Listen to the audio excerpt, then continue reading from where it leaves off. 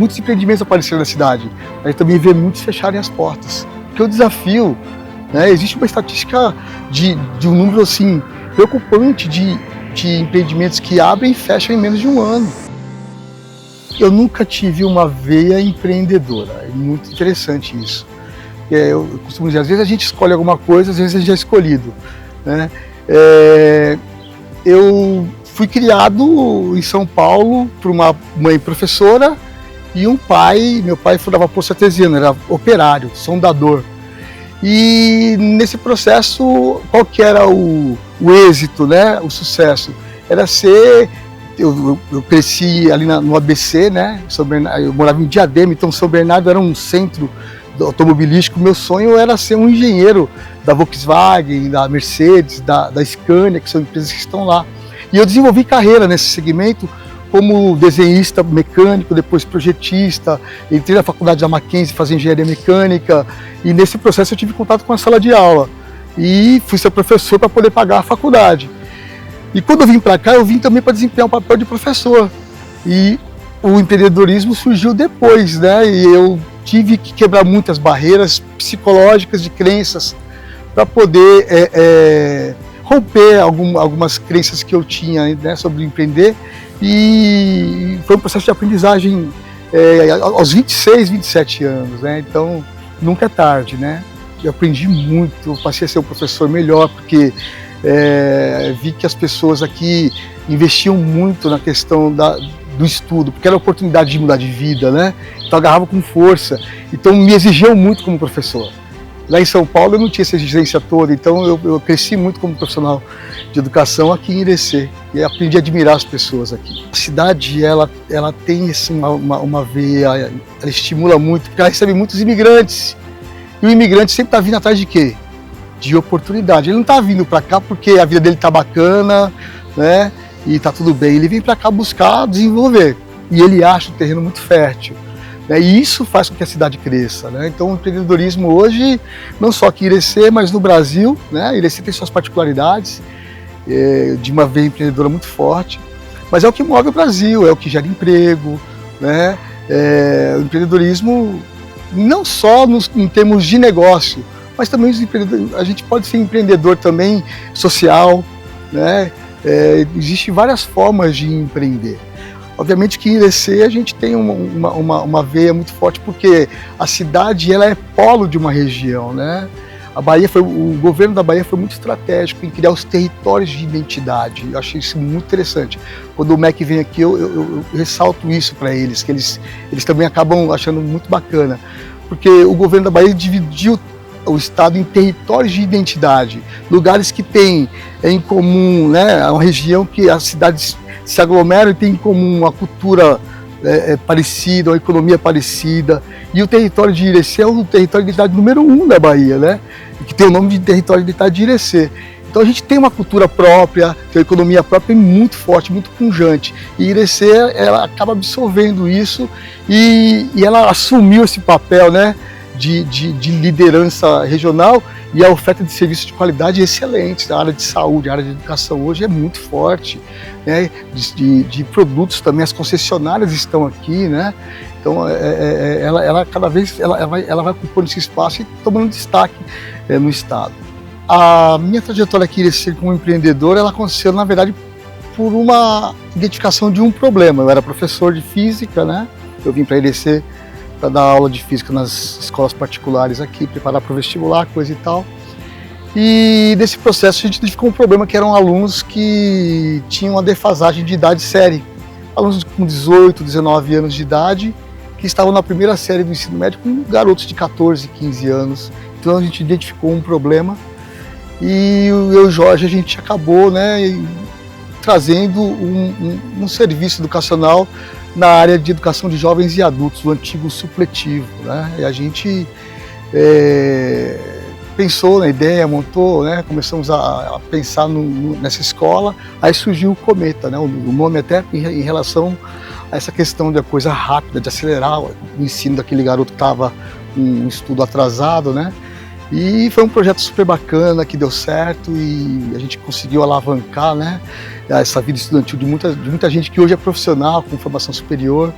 E daí a gente ganha confiança, né, nesse processo todo, e depois a gente, sempre com o mesmo caminho, encontrar um problema. Encontramos um problema depois de formação de professores. Na época, em 2004, né, o Cometa foi formado em 2001, em 2004 a gente fez um estudo e 98% dos professores não tinham formação superior aqui na região, tinham magistério. A gente trouxe a Unopar para resolver esse problema. Também foi um projeto importante, né, que impactou na vida de muita gente e na nossa também. A gente ganhou estrutura, né, e a gente foi avançando, a escola, implantamos a escola, né, o supletivo, a gente acabou com esse projeto porque o governo da Bahia acabou tirando essa prerrogativa do ensino privado, né, hoje só quem pode oferecer educação de jovens e adultos é o próprio Estado. E a gente foi identificando problemas, depois veio a questão de identificar a falta de acesso ao ensino superior para cursos premium, que a gente chama, né? A gente tinha aqui cursos de pedagogia e administração, e a gente falou, não, vamos trazer um curso na área de saúde, demos um curso de enfermagem, e aí fomos ganhando confiança também na faculdade, na FAI, criamos a FAI, e também conseguimos preencher essa lacuna, né, do ensino superior. Hoje a gente tem muito mais faculdades, mas naquele momento a gente tinha o NEB, a UESBA com curso de pedagogia e administração, a FAI veio trazendo esses cursos premium, hoje são 11 cursos, direito, veterinária, né, enfermagem, farmácia, enfim, são cursos que até então as pessoas buscavam fora do município. Então a gente identificou esse problema e criamos a FAI.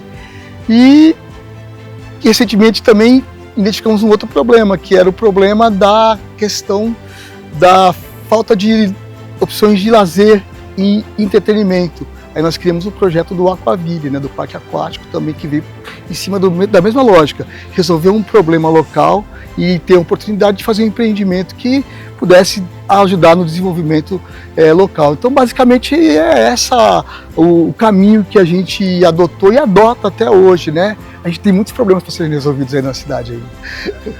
Um momento muito importante para mim, porque eu pude ter um acesso a colegas que também, embora atuassem em segmentos diferentes, tinham problemas, né, dificuldades em comum, né, porque negócio a gente tem dificuldades em comum.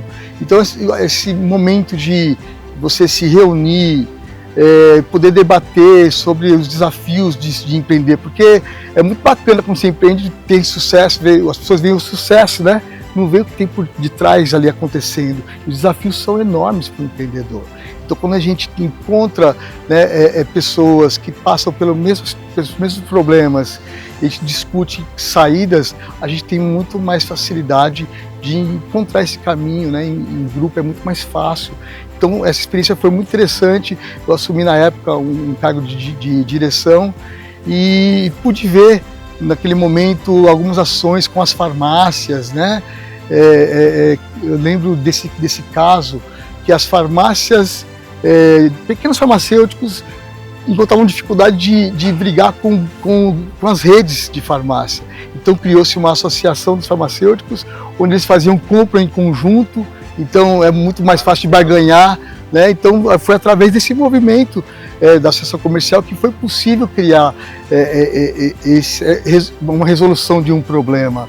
Então eu acredito que foi muito importante para mim ter essa visão, e é importante que a associação comercial cumpra esse papel, né, de ajudar o empreendedor, né, o empresário. Quando você demonstra, quando você vê um estudo de caso desse, né, onde você vê concorrentes, né, eu estou falando de concorrentes, a associação comercial ela agrega diversos segmentos de pessoas que não são meus concorrentes, mas de concorrentes que encontram uma solução em comum, né, para o grupo de farmácia, para restaurantes. Isso serve para todos os segmentos. Então você tem uma visão, peraí, eu acho que a gente não precisa, cada um tem espaço.